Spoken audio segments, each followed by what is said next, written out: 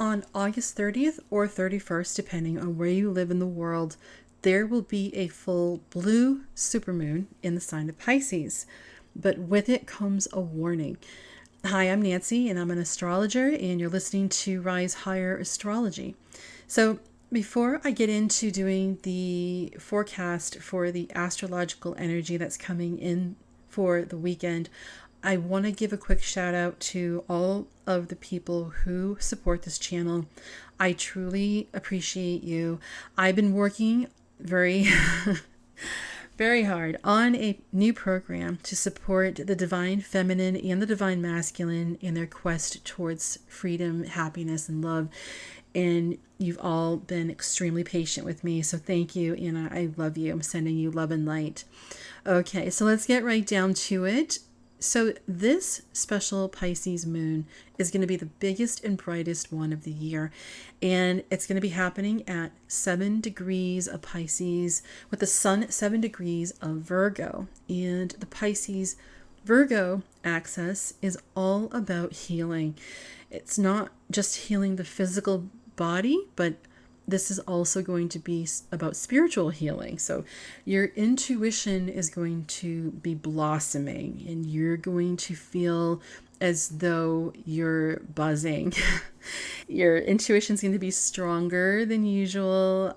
You should probably write down any dreams that you have. So listen to your gut, listen to the messages that are coming in for you. On August 28th, Uranus is going to be stationing retrograde in the sign of Taurus, making this yet another planet retrograding this summer. And Jupiter is going to be following suit the first week of September, also in Taurus. So by September 4th, we're going to have all retrograding planets in either Earth or water signs. And those are feminine energies, and they're slow, they're cool, and it's perfectly complementing this healing Pisces full moon by asking us to slow down, take our time, and take care of ourselves. So Venus, she will be stationing direct in about 2 days after this full moon on September 3rd. And when a planet is stationing to go direct or retrograde, that is the time the energy of the retrograde is very intense. And so you're going to feel emotional, especially if you have personal planets at or within 3 degrees of 12 degrees Leo in your chart, like I do. I have my moon at 13 degrees. So I'm definitely feeling this. I'm trying to keep my cool. So you're also going to be feeling it if you are a Taurus rising or a Libra rising, because Venus rules your entire birth chart. Okay, so now there will be a few challenges that come with this moon, of course. Saturn is going to be conjunct to this lunation at approximately 4-degree orb. And some of you might feel its constriction, because of course Saturn is the coach, is the disciplinarian. But Saturn is in retrograde currently, and when it's in retro, he's not as malefic as usual. And he's also in water. He's in Pisces, where he doesn't feel quite as comfortable or as strong. So I don't think that this is going to squash you in any way. It might just cause you to look at yourself a little closer and maybe ask yourself some questions, look at your progress, and do an honest assessment of where you're at. So ask yourself realistically, what is still holding you back? Realistically, what do you need to do to take the next step forward in your life, okay, in your career, in your relationships? What do you need to let go of, and who do you need to let go of during this time? This full moon gives you the best opportunity to release things that are no longer serving you. So the other thing that's happening is we've got a Mercury in retrograde currently that's going to be in slight opposition to this moon. So please be very careful of saying something that you might regret.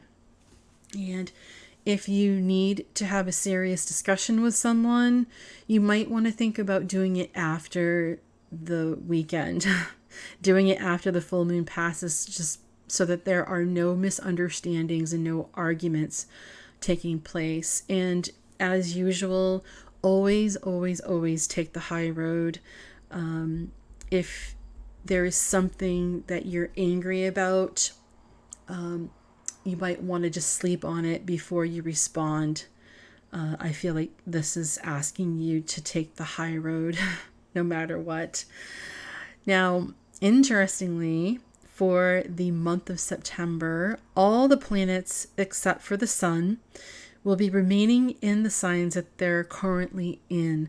So this is just, to me, this is underscoring the fact that we need to take things very slowly and don't act too quickly, okay? Especially when there is something that triggers us or causes us to become uncomfortable and upset, okay? Just take a deep breath and be calm as much as you can, okay?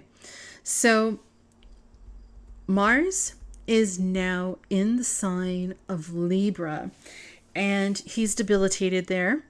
He doesn't like being there because he is 180 degrees away from he's in the farthest point that he can be from his home in Aries. Mars will also be going invisible in a few weeks. So if you're an Aries sun or Aries rising, if you're a Scorpio or Scorpio rising, or if you have a stellium in either of these two signs, or your solar return ascendant is connected to these two signs, you're going to feel more tired. You're going to feel less motivated because your ruler is weakened. So I have a couple of pointers for you that you can do to help to give your Mars some fire energy, okay? The first thing that you can do to rebuild your focus and your stamina is doing some stretching with your shoulders specifically. Shoulders are ruled by Mars. Okay, so when you get up in the morning, do some shoulder rolls to get the blood flowing. And then you can do some push-ups if you feel up to it, if you can do push-ups. If not, just stretching out the shoulders is really going to help you during this time. Get the blood flowing, okay? Get moving. Get that fire going deep within you. And the second thing that you can do is called praising the sun.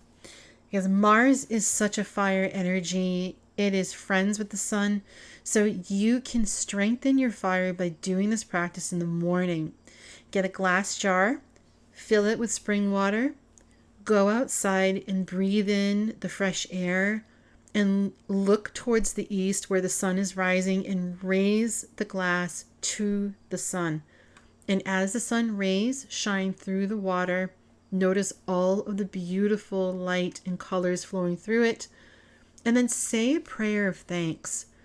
Say a prayer of thanks and project love onto the water in the jar.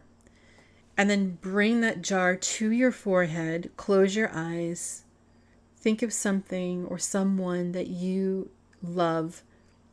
Touch your forehead with the jar. And then last, just drink out of the jar. Okay, you don't have to drink the entire contents of it, just a few sips.